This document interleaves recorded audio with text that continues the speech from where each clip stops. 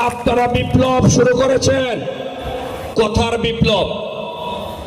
আপনারা কথার বিপ্লব শুরু করেছেন। কথাটা কি?